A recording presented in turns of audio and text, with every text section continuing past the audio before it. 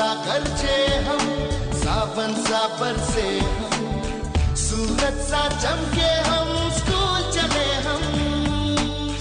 चले हम। Class 4th के बच्चों गुड मॉर्निंग।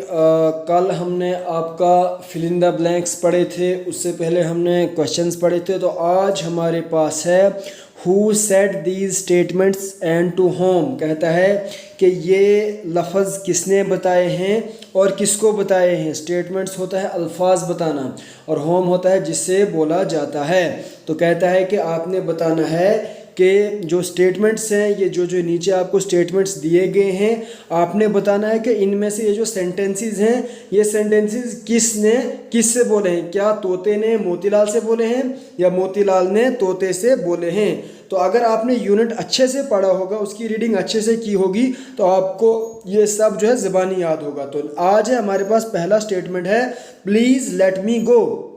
मेहरबानी करके मुझे जाने दो। ये किसने कहा था? तोते ने कहा था मोतीलाल से कि मुझे मेहरबानी करके जाने दो, तो मैं आपको कुछ बताऊंगा। तो इसका क्या लिखेंगे आप? Said by parrot said to Motilal. ठीक है, यानी तोते ने मोतीलाल से कहा था। दूसरा है ask for anything else but not for freedom. कहता है कि आप मुझे किसी भी चीज़ के लिए बोलो लेकिन आज़ादी के लिए नहीं। फ्रीडम होता है आज़ादी। तो ये किसने कहा था? तोते ने। ये मोतीलाल ने कहा था तोते के साथ कि तुम मुझे जो मर्जी वो कहो लेकिन आज़ादी के बारे में बिल्कुल भी मेरे साथ बात नहीं करो। तो ये लिखेंगे आप said by Motilal said to parrot. Third है हमारे पास आई नो ऑल दीज। आपको पता है कि जब वो तोता जो है उसे एडवाइस कर रहा था, सलाहें दे रहा था, तो उसे कुछ समझ नहीं आ रही थी, इसलिए उसने कहा था कि तुम मुझे ये क्यों बता रहे हो, मैं ये सब कुछ जानता हूँ। तो ये किसने कहा था? ये कहा था मोतीलाल ने पैरट के साथ। Said by Motilal said to parrot. चौथा है हमारे पास I have 2 precious gems in my stomach. मेरे पेट में 2 कीमती जवाहिरात हैं। किसने कहा था? तोते ने कहा था मोतीलाल के साथ। तो आप इसमें लिखेंगे said by parrot said to Motilal.